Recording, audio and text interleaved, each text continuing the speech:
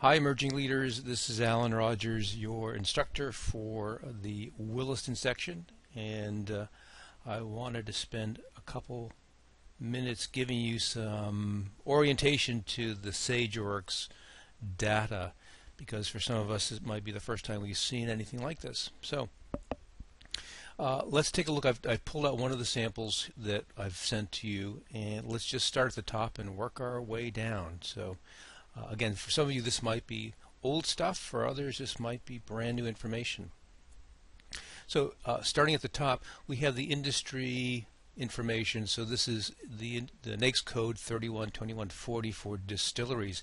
Some of you may have received more than one of these reports because additional subcategories were identified. So you may have several different layers of information to take a look at. You'll notice that we have sales range, so this is between $0 and $10 million. So Enterprise has attempted to find companies in the same range of sales. The data source is from private companies, so that would mean in this case that we don't have large public companies involved. Physical geographic locations, all areas, and this was prepared this May. So you notice that this is a couple pages long, and I'll scroll down and then come back up. And if you recall our beginning discussions about ratios are typically comprised of a numerator over a denominator, and as you get into the chapters of our handy little book, Managing by the Numbers, you'll see more descriptions of these.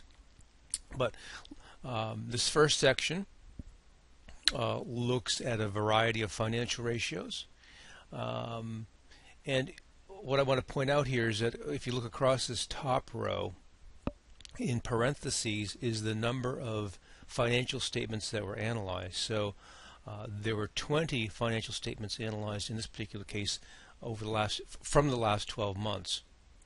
23 from 2016, 33 from 2015.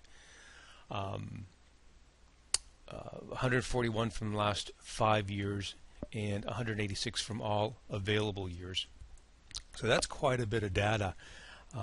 You can also look longitudinally and see what shifts there might have been, although the database has adjusted as well. So you can kind of see in this particular case that the current ratios have gone up over the last few years, although I don't know whether you can directly correlate all of these because they may not be the same companies, or they may not be a random sample, but just know that you could take a look at that that way.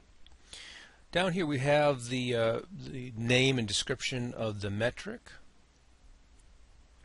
In some cases you might only find a single column, in this case sales per employee.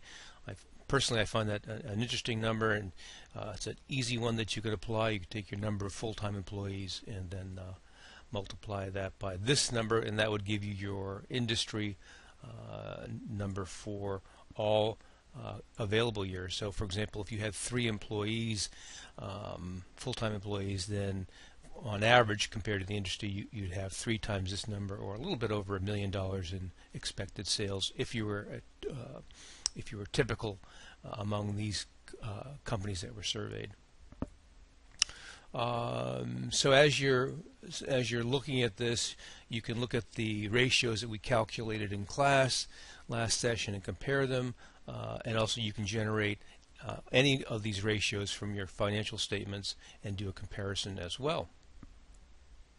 This might generate some goals or additional goals that you can put into your growth plan. If we scroll down, we find some more ratios. These are primarily from the income statement, and you'll notice that the income statement, the sales number represents 100%. So these are all percentages of sales. And again, we have these same numbers up here representing the sample sizes. So for just as an example, we calculated in class the cost of goods sold for your particular industry, and if you happen to be a distillery, you might compare your number with this particular number if you want to compare it to similar companies who reported over the last 12 months.